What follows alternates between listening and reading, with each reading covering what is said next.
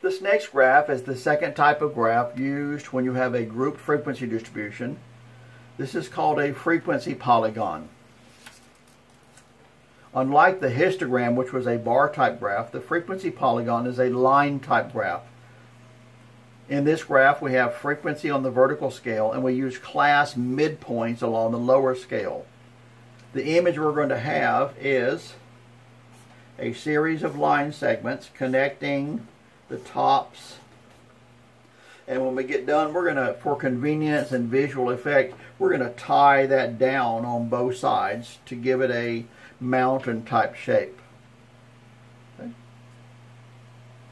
There are some connections between the frequency polygon and the histogram, so on my paper I put a few dots here to kind of so I can show you some connections between the two when we get done. Okay? But this is a frequency polygon.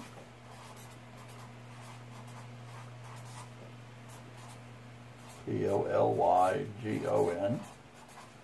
for ages of parents. Okay.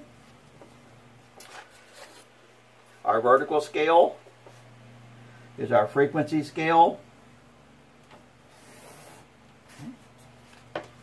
Once again, back in our original problem, our highest frequency was 10. Okay. So we have 2, 4, 6, 8, 10. Okay. Along the horizontal scale, I'm going to put class midpoints.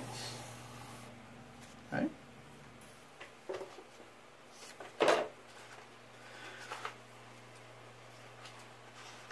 In a histogram, there were 5 separate bars. Basically, what we're doing in the line graph, the frequency polygon, is we're going to locate the very center of each bar at the top, and we're going to put a dot here, here, here, here, and here, and we're going to connect those dots, and the graph will be basically done. But I don't want this information. I want the midpoint of each bar, so we need to focus back and use the midpoints, which were 43, 48, 53, 58, and 63. Okay.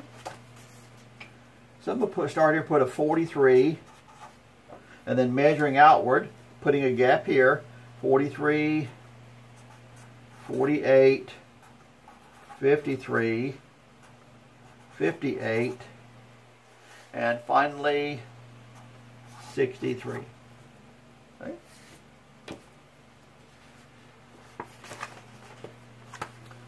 Our frequencies were 2.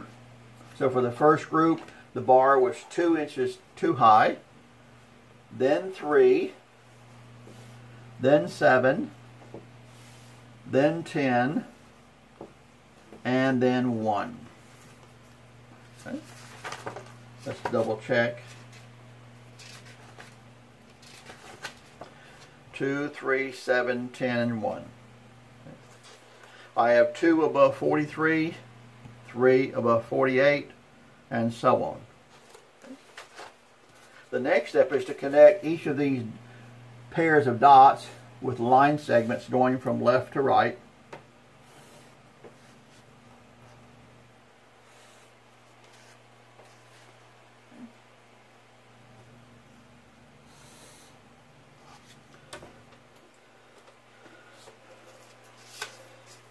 This is frequency. Okay. These are class midpoints. You don't put the word class midpoints. You put the word ages, or age, in years. Okay. Now, if we don't tie this down, this is the same thing as a line graph, but we want to tie this down. So I'm going to measure about 1 class width out to the right. I'm going to put a dot here, and I'm going to tie this right side down. And I'm going to measure about the same length over to the left side. Not quite all the way to 0. And tie this side down.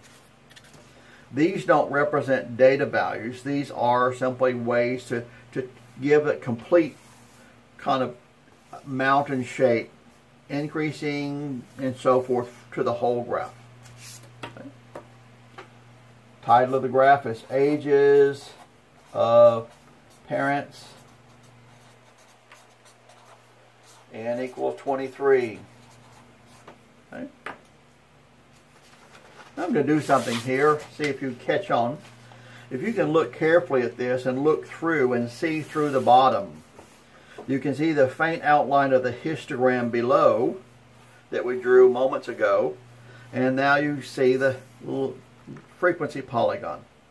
The dots on the frequency polygon fall in the center at the top of each of the bars. Okay? If I flip back and forth quickly, maybe you can see that. Okay? So they're very similar. One's a line graph, one's a bar graph. Okay? As far as features, there's no coloration of a frequency polygon. You don't color underneath it. Okay?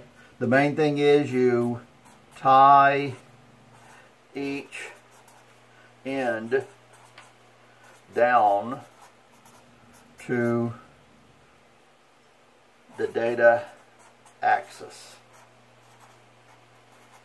You tie them down on the very ends. You don't have to put numbers there. Okay? That's your frequency polygon. Stop video.